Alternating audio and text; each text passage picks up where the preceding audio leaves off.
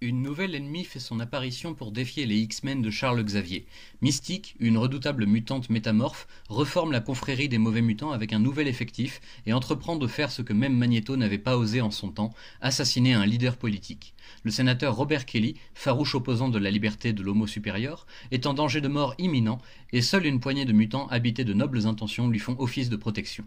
Dans un futur possible, les quelques rescapés d'une véritable épuration ethnique à l'échelle planétaire tentent le tout pour le tout en envoyant l'une des leurs dans le passé afin de prévenir les X-Men du danger qui les guette, ainsi que le reste du monde. Il faut faire vite car si le sénateur Kelly est bel et bien assassiné par Mystique et sa confrérie, un avenir très sombre verra immanquablement le jour, un futur où les robots sentinelles prendront le pouvoir et extermineront toute résistance.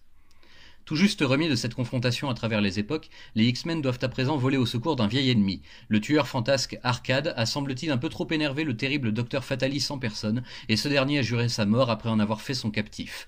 Si nos héros ne lui viennent pas en aide, Arcade menace à travers ses associés de faire assassiner leurs proches dans tout ce qui reste de son Murder World.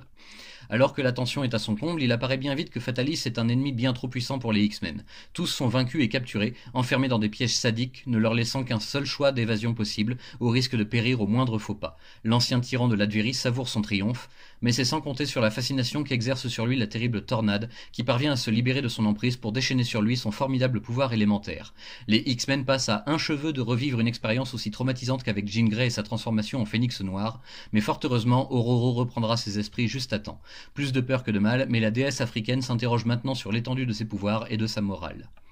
Ensuite, c'est en cherchant la trace de Scott Summers, porté disparu après un naufrage dans le triangle des Bermudes, que ses anciens compagnons vont tomber sur Magneto lui-même, au cœur d'une île fantastique où le maître du magnétisme a forgé une arme infernale capable de modifier la croûte terrestre. Au sommet de sa puissance, Magneto entend imposer un désarmement nucléaire total à tous les gouvernements du monde, afin qu'une paix durable s'installe sur l'ensemble de la planète et que les mutants ne craignent plus aucune répression humaine. Mu par ses propres traumatismes de jeunesse, Magneto se révèle ici plus humain que jamais, ce qui lui vaudra en définitive son salut lorsque son plan échouera à nouveau face à l'action combinée des X-Men. Ayant fait face à ses propres démons intérieurs, le maître du magnétisme s'échappe une fois de plus, s'interrogeant à son tour sur ses propres actions et laissant la victoire à ses adversaires. Maintenant que Scott est revenu au sein de l'équipe, c'est au tour de la dernière recrue en date, la jeune Kitty Pryde, de quitter l'Institut Xavier. Ses parents préfèrent en effet la placer dans un établissement plus adapté à son jeune âge, mais ils ignorent qu'ils sont manipulés par nul autre que la Reine Blanche, la télépathe Emma Frost. Parvenant à isoler Tornade de ses camarades et à intervertir leur psyché, Frost prend le contrôle du corps d'Ororo et de ses immenses pouvoirs qu'elle s'amuse dès lors à déchaîner contre les X-Men sur leur propre terrain. Pendant ce temps, Sébastien Shaw et son club des damnés refont surface et prennent nos héros en otage au sein de l'Institut, cernés par des sentinelles nouvelle génération. Si rien ne semble pouvoir contrecarrer les plans du club et de son roi, Kitty entend bien rétablir la situation et rendre l'avantage à ses amis. Guidée par Ororo, piégée dans le corps de son ennemi, la jeune mutante parvient à retourner les armes des assaillants contre eux et à inverser le rapport de force. Les damnés sont vaincus, Shaw inconscient et Frost battu en retraite.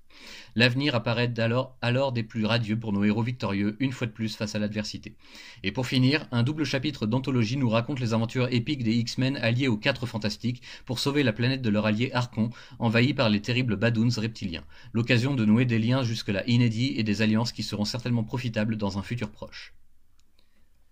Cette année 1981 sourit décidément aux mutants qui ont plus que jamais le vent en poupe. Scott revient dans l'équipe malgré son deuil, ils triomphent de tous leurs ennemis, y compris Fatalis et Magneto, et poussent leur esprit de coopération encore plus loin qu'auparavant. Rien ne semble en mesure de les arrêter, même si l'opinion publique au sein du monde Marvel n'est toujours pas favorable à l'existence des mutants. Au scénario, Chris Claremont et John Byrne nous sortent le grand jeu et nous plongent au cœur d'aventures à couper le souffle à un rythme trépidant et soutenu qui ne semble pas pouvoir s'arrêter. John Byrne signe ici ses adieux à la série et il sera rapidement remplacé par Dave Cockrum au dessin, dans un style un rien plus vieillot certes, mais toujours aussi poignant et précis. Viendront s'ajouter Brett Anderson, Bob McLeod et Jim Sherman, pour le coup loin d'être tous à la hauteur, mais faisant des efforts méritoires pour maintenir le niveau et la cadence. Vous l'aurez bien sûr reconnu, cet album s'ouvre sur la célébrissime saga Days of Future Past, Où sont les futurs d'antan en version française. Je ne veux pas vous dévoiler les différences notables entre le récit d'origine et son adaptation sur grand écran il y a quelques années maintenant, mais sachez juste que, encore une fois, la version papier est bien meilleure et bien plus logique également. Outre les héros, les vilains eux aussi sont au cœur de l'action et des intrigues de Claremont, qui s'ingénie à nous les présenter comme des êtres tourmentés et pas aussi machiavéliques qu'on veut bien le croire. Fatalis noue ainsi une relation de respect très particulière avec Tornade, tandis que Magneto semble entendre raison pour la toute première fois, là encore face à la belle chevaucheuse des vents. Au final, le sombre passé du maître du magnétisme se dévoile petit à petit, mais il est clair qu'en 1981, c'est bel et bien Tornade qui vole la vedette à tout le monde. C'est bien simple, on ne voit qu'elle ou presque, elle est de tous les combats et voit sa personnalité s'approfondir de plus en plus à chaque chapitre. Je pense notamment à une illustration pleine page d'elle faisant face à Fatalis dans une tenue légère soulignant avec maestria sa beauté farouche et sa rage divine. Ororo est impressionnante à bien des égards, et elle ne sera pas sans nous réserver quelques surprises dans les années à venir.